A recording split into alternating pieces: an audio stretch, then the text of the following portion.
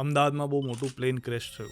આ ઘટનાએ આખા ગુજરાત, આખા ભારત, આખા વિશ્વનું હૃદય કંપાવી નાખે એવી ઘટના હતી. પણ એ ઘટના અમદાવાદમાં થઈ એ કયા ગ્રહો કેવી કોઈ એવા યોગ બનતા હતા કે જેના લીધે કદાચ થાય? આ ઘટના અમદાવાદમાં બની. અમદાવાદની રાશિ વૃશ્ચિક છે. વૃશ્ચિક રાશિથી ચોથે કુંભનો રાહુ આવ્યો ને, એટલે કુંભનો રાહુ ચોથે વૃશ્ચિક રાશિથી આવતા અમદાવાદમાં આ ઘટના બનવાની શક્યતા વધી.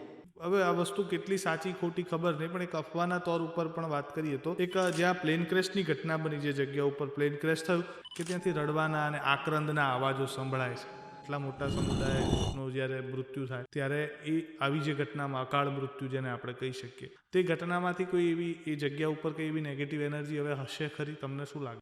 નેગેટિવ એનર્જીનું માન્યતા છે.